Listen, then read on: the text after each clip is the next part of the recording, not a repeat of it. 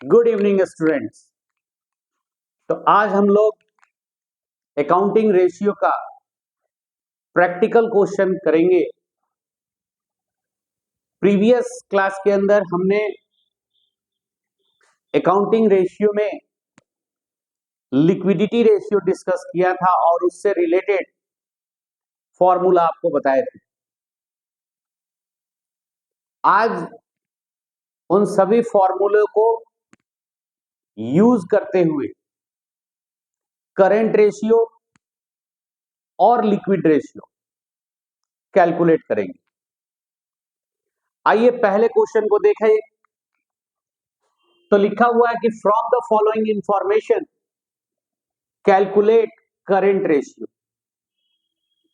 तो बच्चे जब हम इसका सॉल्यूशन करेंगे तो सबसे पहले सॉल्यूशन में हमें क्या लिखना होगा? तो करंट रेशियो का फॉर्मूला लिखना चाहिए। और जैसा कि आपको पता है कि करंट रेशियो का फॉर्मूला क्या होता है, तो करंट एसेट्स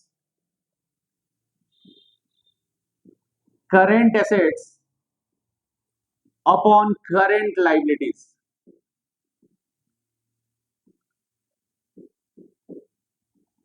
करंट लायबिलिटीज। अब बच्चे देखा जाए तो यदि हमारे करंट एसेट्स के वैल्यूज दिए होते, करंट लायबिलिटीज के वैल्यू दिए होते, तब तो कोई प्रॉब्लम नहीं था। बट यहां पर आइटम्स के नेम दे दिए गए हैं, तो हमें इस आइटम्स के अंदर आइटम्स में से आइडेंटिफाई करना होगा कि किन किन आइटम्स को करंट एसेट्स में इंक्लूड करते हैं और किन किन आइटम को करंट लायबिलिटीज में इंक्लूड करते हैं। तो बच्चे यहां पर अगर देखें तो करंट एसेट्स और जो हमने प्रीवियस क्लास बताया था, उस प्रीवियस क्लास में ये आपको बता दिए थे कि करंट एसेट्स इंक्लूड्स कौन कौन से आइटम्स करंट एसेट्स में इंक्लूड किए जाते हैं। अगर उसके रिगार्डिंग अगर देखें तो बच्चे इन्वेंट्रीज हमारा करंट एसेट्स है, डेटर्स करंट एसेट्स है, cash and bank balance current assets है, फिक्स्ड एसेट्स दिया हुआ है तो फिक्स्ड एसेट्स करंट एसेट्स नहीं होता, वो तो नॉन करंट एसेट्स होता है। इधर के जो आइटम्स दिए गए हैं ये ट्रेड क्रेडिटर्स ये करंट लायबिलिटीज है, बिल्स पेबल करंट लायबिलिटीज है, और जो भी शॉर्ट टर्म प्रोविजन है वो भी हमारा करंट लायबिलिटीज है। तो इस तरीके से अगर हम करंट एसेट्स को टोटल करें और उसमें हम आइटम्स लिखें तो हम करंट एसेट्स में लिख सकते हैं inventory plus debtors plus cash and bank balance, cash and bank balance. और इस तरीके से इनके जो वैल्यू दिए गए हैं उनके वैल्यू को जोड़े तो 12,000 प्लस 8,000 प्लस 2,500। और इस तरीके से बच्चे हमारे करंट एसेट्स टोटल हो जाते हैं 22,500। फिर बच्चे हम क्या निकालेंगे? तो करंट रेशियो निकालेंगे। अब करंट रेशियो निकालने के लिए एक चीज तो हमें मिल गया करंट एसेट्स, बट हमें एक आइटम और चाहिए, वो है हमारा बच्चे करंट लायबिलिटीज। और करंट लायबिलिटीज के अंदर ये जो ट्रेड क्रेडिटर है,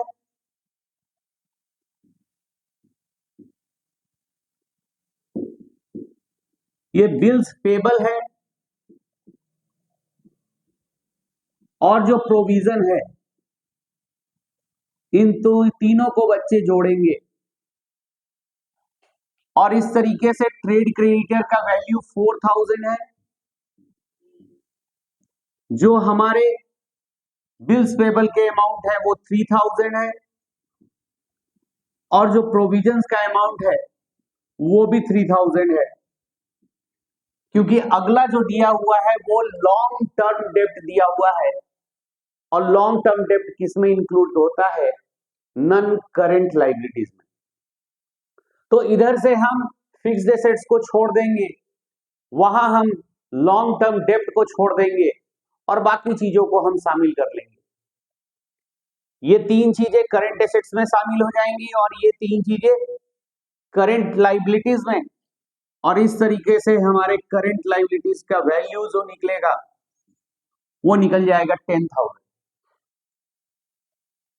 अब हमें निकालना है करंट रेशियो। तो करंट रेशियो में अब हमें क्या करना चाहिए? करंट एसेट्स और करंट लायबिलिटीज का वैल्यू लिख देना चाहिए। तो बच्चे एक काम करते हैं, यहां पर भी निकाला जा सकता है। करंट एसेट्स का वैल्यू हमारा 22,500 निकला है, और करंट लायबिलिटीज का वैल्यू 10,000 निकला है, और इस तरीके से करंट रेशियो जो होगा वो हमारा 2.25:1।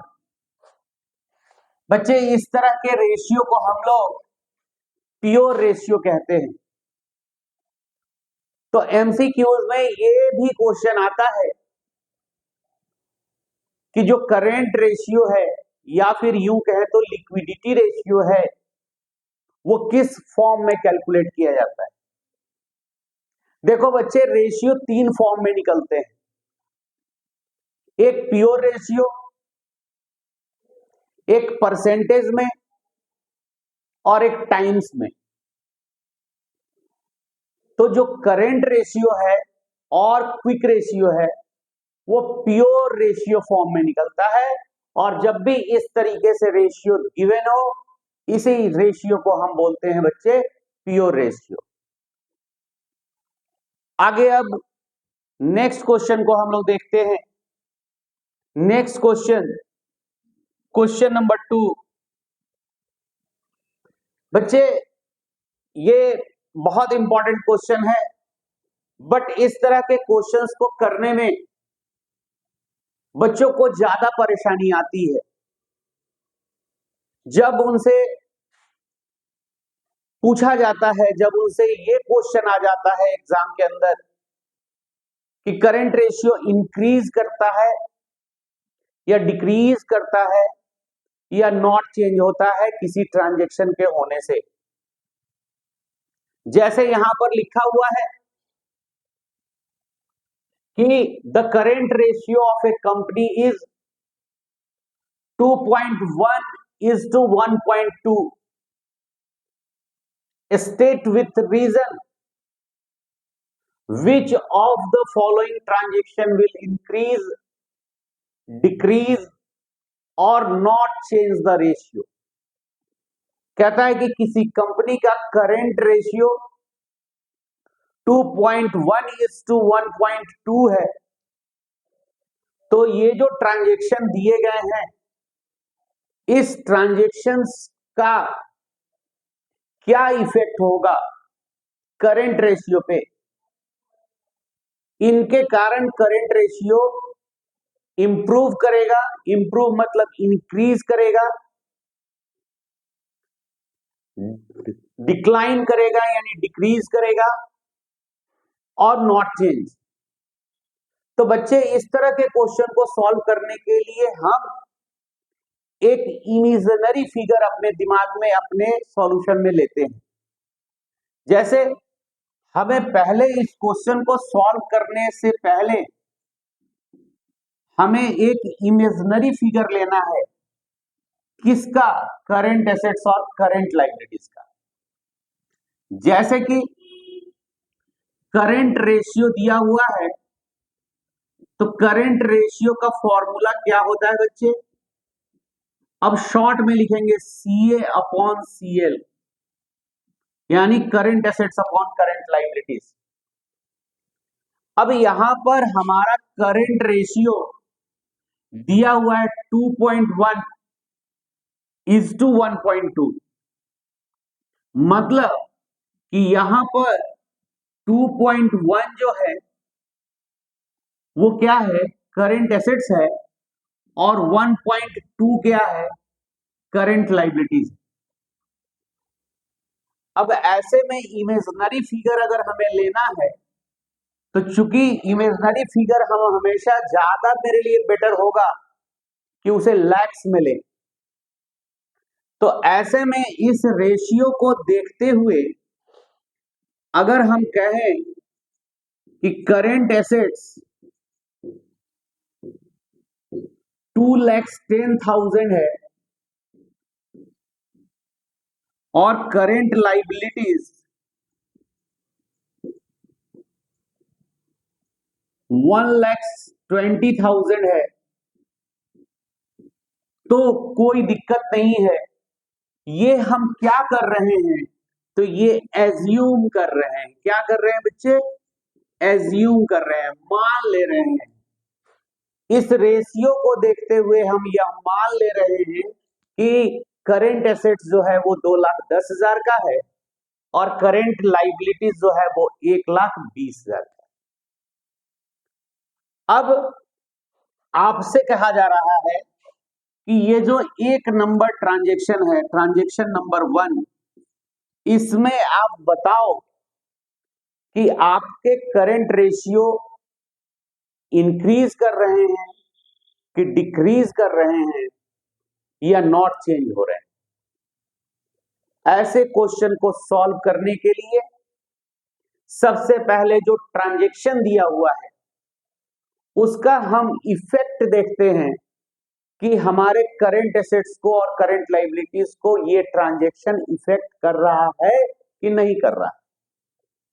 कर रहा है तो किस तरह से इफेक्ट कर रहा है, इंक्रीज कर रहा है कि डिक्रीज कर रहा है, दोनों को इंक्रीज कर रहा है या दोनों को डिक्रीज कर रहा है, या एक को इंक्रीज कर रहा है दूसरे को डिक्रीज नहीं कर रहा है, या दूसरे पे कोई इफेक्ट नहीं है। तो हम ट्रांजैक्शन के अकॉर्डिंग देखेंगे। जैसे ही बच्चे यहां आपसे कहा रहा है कि रिडीम्ड 9% डिवेंचर ऑफ ₹1,00,000, बच्चे डिवेंचर जो है वो 9 लाख रुपीस का है जो रिडीम किया जा रहा है at a premium of 10%। Premium of 10% का मतलब क्या कि भाई 1,00,000 का 10% यानी जो कि 10,000 ज्यादा पे करना है, यानी 1,00,000 के अगेंस्ट में 1,10,000 पे करना है। अब देखो, तो जिस टाइम ये डिवेंचर रिडीम होता है, जिस ईयर में रिडीम होता है, उसके जस्ट प्रीवियस ईयर में वो करंट लाइबिलिटीज बन जाता है। ऐसे generally debenture non current liabilities होता है, बट जैसे जैसे उसके रीपे का टाइम करीब आता जाता है वो अपने अंतिम ईयर में करंट लाइबिलिटीज बन जाता है। क्योंकि करंट लाइबिलिटीज के बारे में हम यही जानते हैं कि वो ऑब्लिगेशन जिसे विद इन 12 मंथ्स पे करने हैं वो हमारा करंट लाइबिलिटीज होता है। तो ऑब्वियस है कि हम नेक्स्ट अगर इस ईयर में पे कर रहे हैं तो प्रीवियस ईयर में उसे हम किस फॉर्म में ले लिए होंगे, करंट लाइबिलिटीज के फॉर्म में ले लिए होंगे। अब करंट लाइबिलिटीज के फॉर्म में ले लिए तो ट्रांजैक्शन का क्या इफेक्ट पड़ा कि देना पड़ा रुपया, पैसा जो देना पड़ा, पेमेंट जो करना पड़ा वो तो 1,10,000 देना पड़ा, बट डिवेंचर हमारा जो रिड्यूस हुआ यानी जो हमारी करंट लाइबिलिटीज रिड्यूस हुई वो तो सिर्फ 1,00,000 रुपए से हुई। तो इस ट्रांजैक्शन का इफेक्ट हमारे करंट एसेट्स पे क्या पड़ेगा, तो करंट एसेट्स जो हमारा डिक्रीज करेगा, क्योंकि करंट एसेट्स का मतलब कि हम पेमेंट में तो कैश देंगे और कैश करंट एसेट्स होता है। अब कैश हमारा डिक्रीज करेगा तो बट नेचुरल है कि हाँ हमारा करंट एसेट्स भी डिक्रीज करेगा। और ये 2,10,000 से माइनस हो जाएगा 1,10,000, और इस पेमेंट के बाद हमारे जो करेंट एसेट्स बचेंगे वो सिर्फ बचेंगे कितने, 1,00,000 के। फिर बात आती है किसकी, करेंट लाइबिलिटीज की। तो करेंट लाइबिलिटीज में क्या होगा, तो डिवेंचर रिडीम हो जाने के बाद हमारी करेंट लाइबिलिटीज भी घट जाएगी, यानी ट्रांजैक्शन होने के पहले जो हमारा 1,20,000 का लाइबिलिटीज हम एज्यूम किए थे उसमें से 1 लाख माइनस हो जाएगा, और इस तरीके से बच्चे इसके जो बैलेंस आ जाएंगे, यानी करंट लाइबिलिटीज का जो रिमेनिंग अमाउंट होगा वो 20,000 होगा। अब अगर इस फिगर पे अगर हम करंट रेशियो निकालते हैं सिचुएशन 1 के अंदर, तो बच्चे हमारा करंट रेशियो अगर निकाला जाएगा तो करंट रेशियो हो जाएगा हमारा कितना हो जाएगा, तो 1 लाख डिवाइडेड बाय 20,000, और ये हो जाएगा हमारा 5:1। अब कभी कभी बच्चे यहां पर भी कंफ्यूज करते हैं कि सर ऐसा क्यों, क्योंकि वहां तो 1 नहीं ना दिया हुआ है, वहां 1 नहीं दिया हुआ है, वहां 1.2 दिया हुआ है तो 1 हो जा रहा है, और ऊपर में जो 2.1 दिया हुआ है वो 5 हो जा रहा है। ऐसे में अगर रेशियो को देखा जाए अगर इस तरीके से पॉइंट में, तो ये 5:1 आ गया, जो क्या इंडिकेट कर रहा है कि आपके करंट रेशियो जो है इसका आंसर जो होगा वो क्या होगा, इम्प्रूव। इम्प्रूव में दिया होगा तो इम्प्रूव देंगे, लेकिन आपसे पूछा जा रहा है इंक्रीज, तो इंक्रीज, इसका रेशियो इंक्रीज होगा। पहले में कोई दिक्कत नहीं है, बहुत अच्छे से आपको ये समझ में आ गया होगा। अब दूसरे के लिए भी हमारा एजम्पशन जो होगा, एज्यूम जो करेंगे करंट एसेट्स और करंट लायबिलिटीज, वो भी इतना ही करेंगे। अब कहता है कि issue ₹2 lakh equity shares to the vendor of machinery. भैया मैंने मशीनरी के वेंडर को इशू किया है, क्या इशू किया है, तो इक्विटी शेयर। तो मशीनरी हमारा इंक्रीज करेगा जो कि नॉन करंट एसेट्स है, और जो शेयर कैपिटल है वो इंक्रीज करेगा जो कि शेयर होल्डर फंड है। यानी इस ट्रांजैक्शन नंबर 2 के कारण, सॉरी ट्रांजैक्शन नंबर 3 पहले हम बता दिए, तो ट्रांजैक्शन नंबर 3 ही पहले देख लेते हैं, कोई इशू नहीं है। तो ट्रांजैक्शन नंबर 3 की अगर हम बात करें, ट्रांजैक्शन नंबर 3, तो 3 में क्या आ गया, यहां पर देख लेंगे हम लोग 2 नंबर, यहां पे हम लोग देख लेंगे 3 नंबर, और यहां पे देख लेंगे बच्चे 4 नंबर। तो 3 नंबर में जो हमने आपको अभी समझाया उसके अकॉर्डिंग शेयर कैपिटल अगर हम इशू कर रहे हैं वेंडर को, किस लिए, क्योंकि मशीनरी परचेज किए हैं, तो एसेट्स में मशीनरी इंक्रीज होगा जो नॉन करेंट एसेट्स है, और शेयर कैपिटल इंक्रीज होगा जो कि शेयर होल्डर फंड है। यानी बच्चे किसी भी तरीके से हमारा करंट एसेट्स और करंट लायबिलिटीज के जो अमाउंट है उसमें कोई चेंजेस नहीं आ रहा। तो जब करंट एसेट्स और करंट लायबिलिटीज के अमाउंट में कोई चेंज नहीं होगा तो करंट रेशियो भी चेंज नहीं होगा, और 3 नंबर के लिए जो हम लोग आंसर लिखेंगे वो लिखेंगे नॉट चेंज। क्या लिखेंगे 3 नंबर के लिए, नॉट चेंज।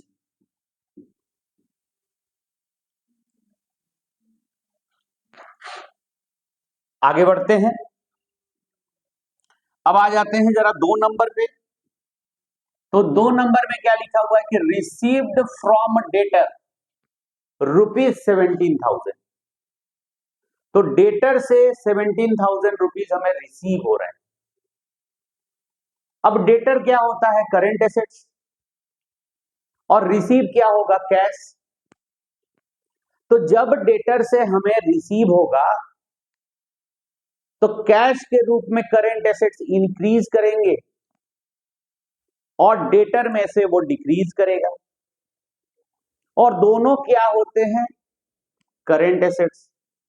तो जब दोनों करंट एसेट्स होते हैं और उसमें एक करंट एसेट्स इंक्रीज कर रहा है और दूसरा करंट एसेट्स डिक्रीज कर रहा है सेम अमाउंट से, तो अल्टीमेटली करंट एसेट्स का वैल्यू क्या हो जाएगा? वही जो पहले था। मतलब करंट एसेट्स में कोई चेंज नहीं आएगा और करंट लायबिलिटीज में तो चेंज आ ही नहीं रहा है, क्योंकि दोनों इफेक्ट किस पे पड़ रहा है? कैश पे और डेटर पे। ऐसे में अगर देखें तो इस 2 नंबर का भी हमारा जो जवाब होगा वो होगा क्या? Not change. Not change, because current assets increase by ₹17,000 in cash and decrease ₹17,000 in debtor. So balance total current assets is remain same without affecting current liabilities. तो करंट एसेट्स भी चेंज नहीं हो रहा है, करंट लाइबिलिटीज भी change नहीं हो रहा है, तो भाई रेशियो भी चेंज नहीं होगा। अब आ जाते हैं चौथे नंबर पे। चौथा नंबर क्वेश्चन क्या कहता है? फोर्थ नंबर कि accepted bills of exchange drawn by the creditor. अब क्रेडिटर के द्वारा जो बिल ड्रॉन किया गया उसे हमने एक्सेप्ट किया। तो एक्सेप्ट करने के बाद होता क्या है इस ट्रांजेक्शन का इफेक्ट? कि बिल्स पेबल बढ़ जाता है और क्रेडिटर घट जाता है। फिर बात आती है बिल्स पेबल और क्रेडिटर। अब जनाब बिल्स पेबल और क्रेडिटर दोनों ही करंट लायबिलिटीज होता है। एक करंट लायबिलिटी इंक्रीज कर रहा है, एक करंट लायबिलिटी सेम अमाउंट से डिक्रीज कर रहा है, तो करंट लायबिलिटीज पे कोई चेंज नहीं आएगा और इस ट्रांजैक्शन का इफेक्ट करंट एसेट्स पे तो है ही नहीं। इसलिए इसका भी जवाब क्या हो जाएगा? तो इसका भी जवाब हो जाएगा नॉट चेंज। यानी पहले वाले में आपका करंट रेशियो जो है वो इंक्रीज करेगा और दूसरे वाले में, तीसरे वाले में और चौथे वाले में आपका करंट रेशियो अनचेंज रहेगा, यानी करंट रेशियो पे कोई इफेक्ट नहीं पड़ेगा। आइए अगले क्वेश्चन को देखें। Question number 3।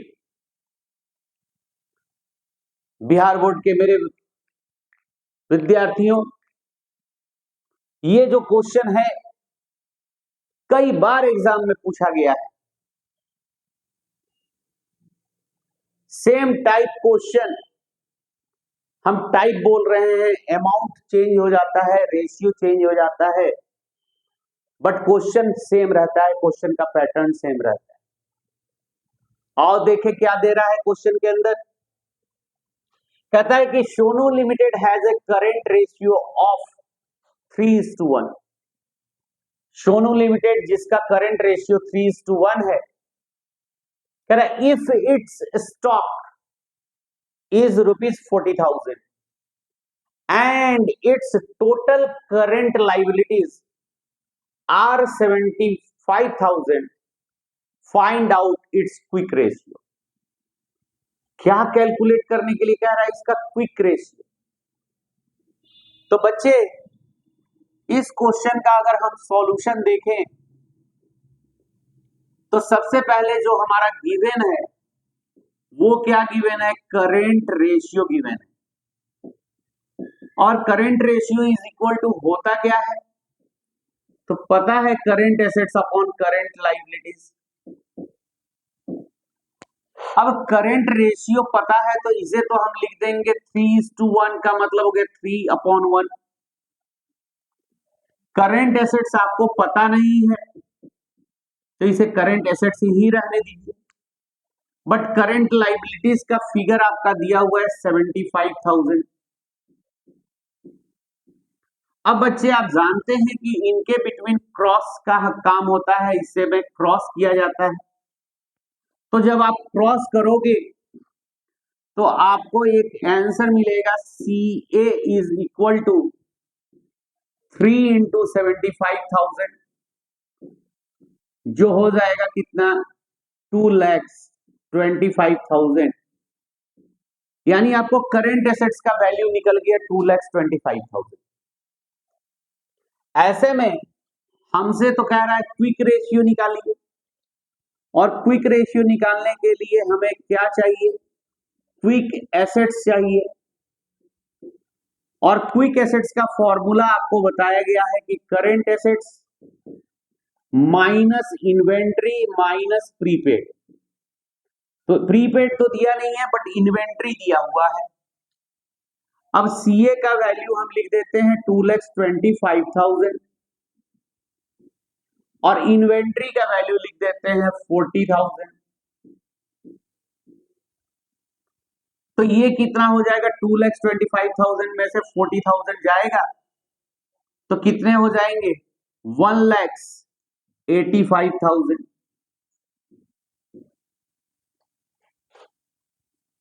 अब अगर देखा जाए कि इसके रेशियो क्या होंगे,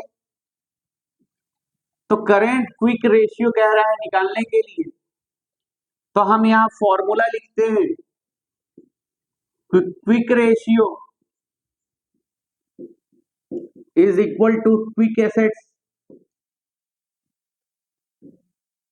upon current liabilities. Quick assets upon current liabilities. और जैसा कि हम यहां देख रहे हैं कि 1,85,000 हमारा क्या है, क्विक एसेट्स है, और करंट लाइबिलिटीज कितना है 75,000 है। तो जब हम इसका रेशियो निकालेंगे तो ये आ जाएगा आपका कितना आता है, तो जरा इसे कैलकुलेट कर लेते हैं। 185 डिवाइडेड बाई 75 तो 150 हो जाएगा, 35 आ जाएगा, 0 दे देंगे या फिर पॉइंट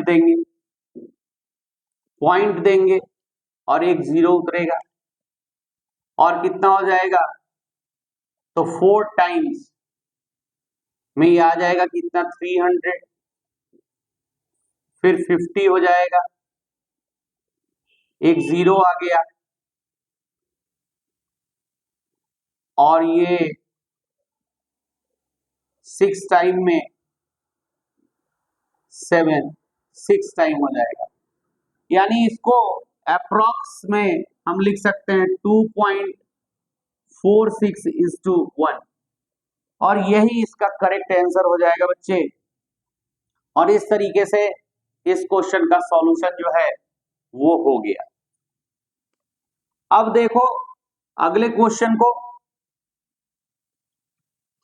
इस क्वेश्चन में बहुत इजीली हम लोगों ने सभी चीजों को कैलकुलेट किया है। अगर आप एक बार ध्यान से फिर से अगर आप इसको देखो तो चूंकि आपके करंट रेशियो दिए हुए हैं, स्टॉक दिया हुआ है, करंट लाइबिलिटीज दिया हुआ है, तो करंट लाइबिलिटीज में जब हम 3 से इंटू करेंगे, क्योंकि रेशियो यही कह रहा है कि जितना करंट लाइबिलिटीज है उसका 3 टाइम्स करंट एसेट्स है, तो करंट लाइबिलिटीज में 3 से इंटू करेंगे तो 2,25,000 निकल जाएगा, और 2,25,000 में से इन्वेंट्री माइनस करेंगे तो क्विक एसेट्स निकल जाएगा, और जब क्विक एसेट्स निकल जाएगा तो quick assets upon current liabilities कर देंगे तो हमारा क्विक रेशियो निकल जाएगा। बच्चे इस तरह के चैप्टर का तो बादशाह वही होता है जिसको फॉर्मूला याद होता है। फॉर्मूला याद नहीं है तो फिर इस तरह के क्वेश्चंस को सॉल्व करना डिफिकल्ट हो जाता है, क्योंकि ये बेस्ड ऑन फॉर्मूला है सारे क्वेश्चंस।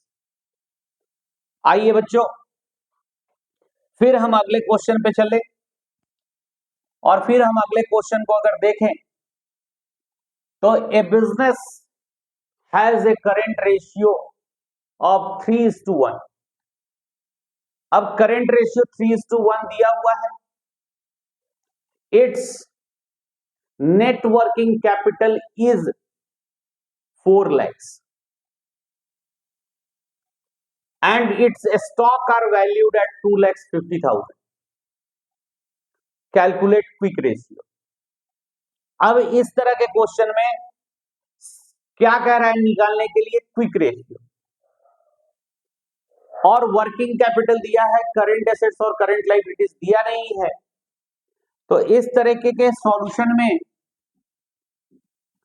हमें यह समझना होगा कि ये जो करंट रेशियो दिया हुआ है ना 3:1, इसमें किसी एक फिगर को यानी करंट एसेट्स को या फिर करंट लायबिलिटीज को आपको एक्स मानना पड़ेगा।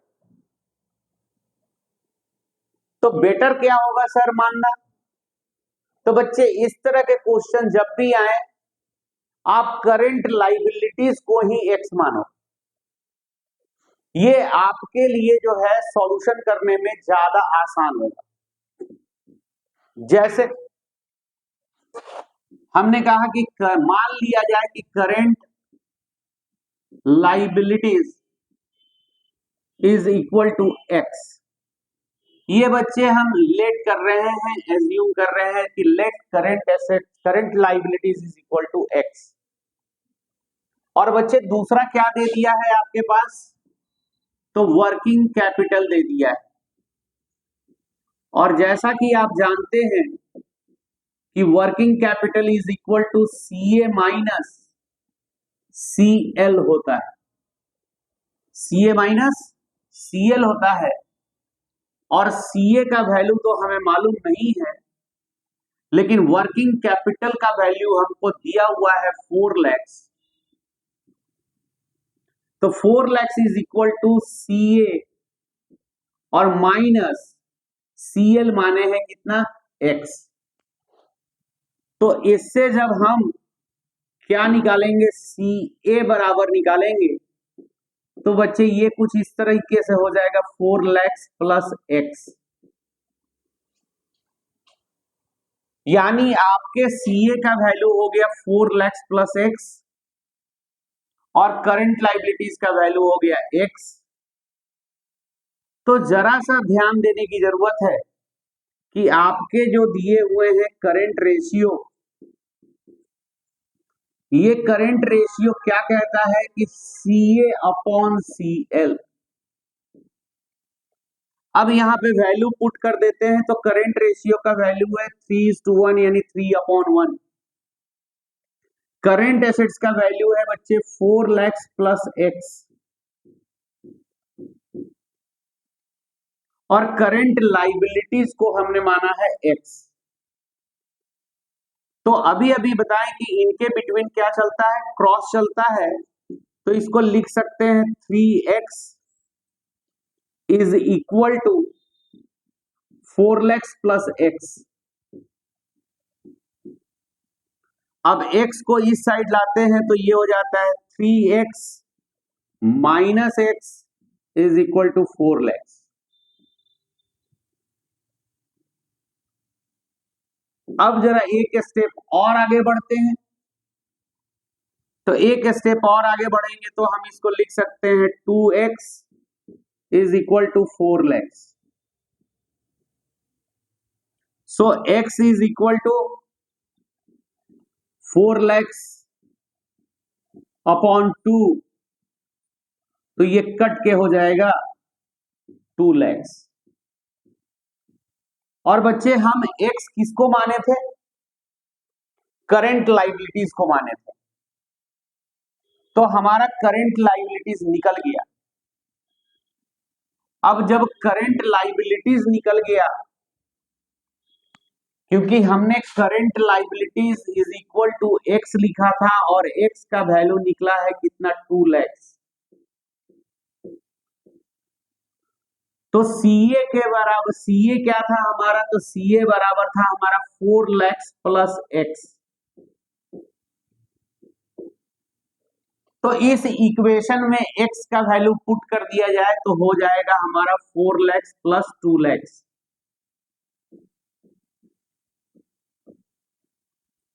और टोटल हो जाएंगे 6 लाख। यस और नो?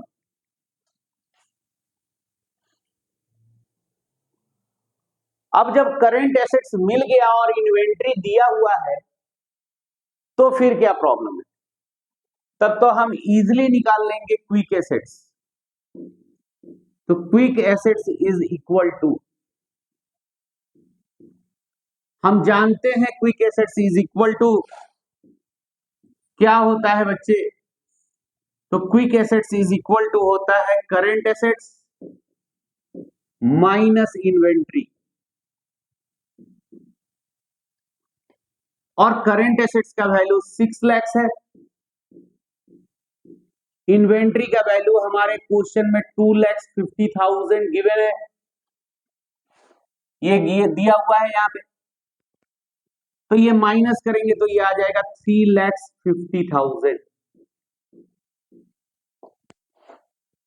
और आपसे कहा जा रहा है कि क्या निकालो बच्चे? Quick ratio. तो क्विक रेशियो का फॉर्मूला लिखो, quick assets upon current liabilities. और क्विक एसेट्स का वैल्यू अभी अभी हम लोगों ने निकाला है 3,50,000 और करंट लाइबिलिटीज है 2 लाख। तो बच्चे जब इसे डिवाइड करेंगे, प्योर रेशियो में कन्वर्ट करेंगे तो 1.75:1, यही इसका करेक्ट आंसर हो जाएगा। बच्चे हमारा आपको सुझाव रहेगा कि आप जब भी रेशियो का क्वेश्चन करो तो फॉर्मूला लिख लिख के बनाओ। केवल वैल्यू पुट करना सही नहीं रहेगा, आप फॉर्मूला भी लिखो, वैल्यू भी पुट कर रहे हो तो फिर अच्छे मार्क्स का आप उम्मीद कर सकते हैं। केवल वैल्यूज नहीं लिखें। तो एक थोड़ा सा ध्यान देना है, आज एक और क्वेश्चन आपको कराते हैं, क्वेश्चन नंबर 5। क्वेश्चन नंबर 5 में दिया हुआ है कि A limited has a current ratio of 3.5:1 and acid test ratio, जिसे हम क्विक रेशियो या लिक्विड रेशियो भी कहते हैं, वो भी दिया हुआ है। कहता है कि इफ द इन्वेंट्री इज ₹30,000, यदि इन्वेंट्री का वैल्यू 30,000 रुपए है तो आप फाइंड आउट करो उनके करंट एसेट्स और उनके करंट लाइबिलिटीज। अब थोड़ा सा यहां आप समझ रहे होंगे कि करंट एसेट्स भी नहीं दिया, करंट लाइबिलिटीज भी नहीं दिया, इन्वेंट्री दे दिया है, और ये हमसे कह रहा है करंट एसेट्स और करंट लाइबिलिटीज। तो क्या निकालना है, करंट एसेट्स और करंट लाइबिलिटीज? तो हमने कहा है ना आपको कि किसी एक को आपको मानना पड़ेगा, या तो करंट एसेट्स को एक्स मानिए या करंट लाइबिलिटीज को एक्स मानिए। तो हमने आपको थोड़ा सा गाइड भी किया कि जब में मानने की बात आएगी ना तो आप करंट लाइबिलिटीज को ही एक्स मानना, इससे आपका सॉल्यूशन थोड़ा सा इजी होगा। आइए देखें, तो इसके सॉल्यूशन में चलते हैं और सॉल्यूशन में लिखते हैं कि let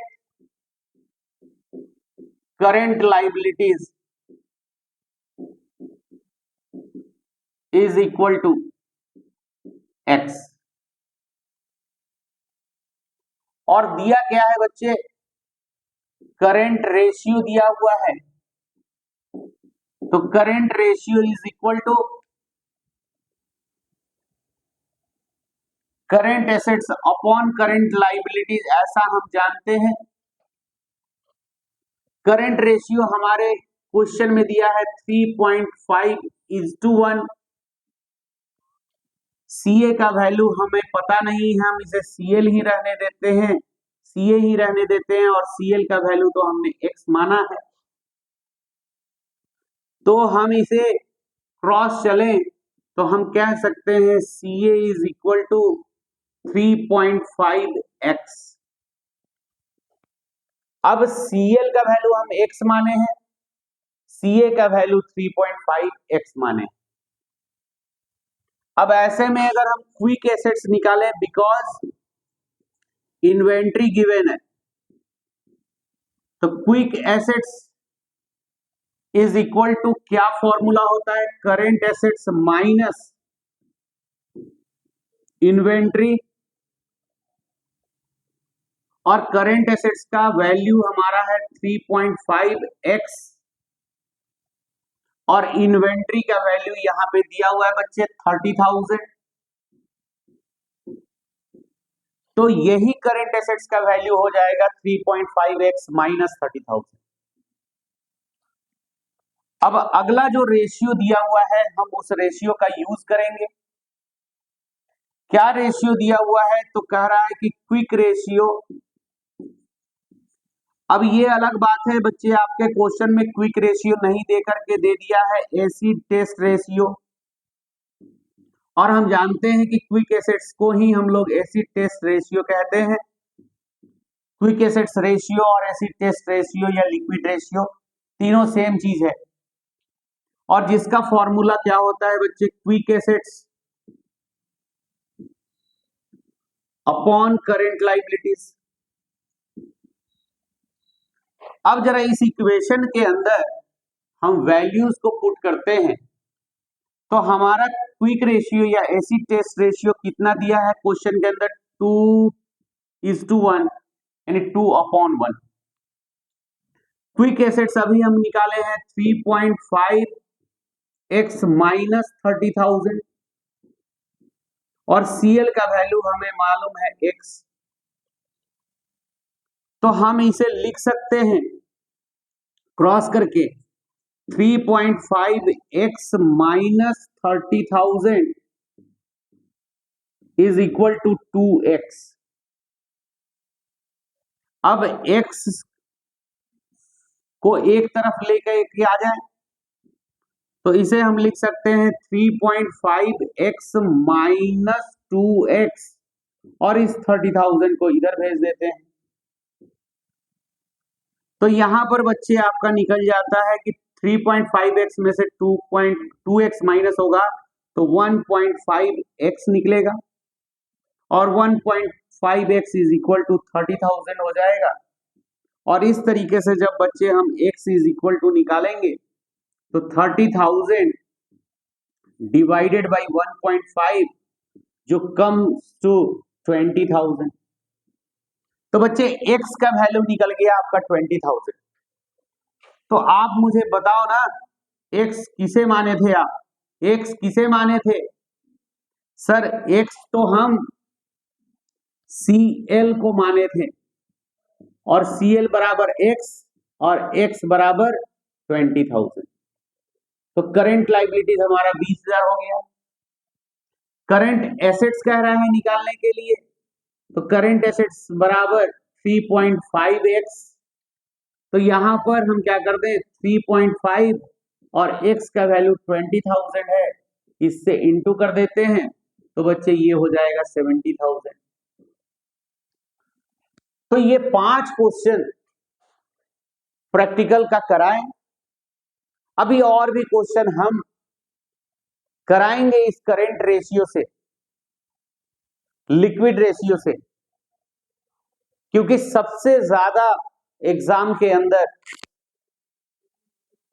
current ratio, liquid ratio, inventory turnover ratio से क्वेश्चन पूछे जाते हैं। बाकी सारे रेशियो जो है उससे कम क्वेश्चन आते हैं, न के बराबर। बट जिसके क्वेश्चन आते हैं, मेरा प्रयास रहेगा कि उस टाइप के क्वेश्चन को मैक्सिमम कराएं, ताकि आपके एग्जाम का क्वेश्चन छूटे नहीं। तो फिर हम लोग अगले वीडियोस में मिलेंगे और फिर अगले वीडियो को देखेंगे, इसके आगे के क्वेश्चन को कंटिन्यू करेंगे। तब तक के लिए गुड नाइट।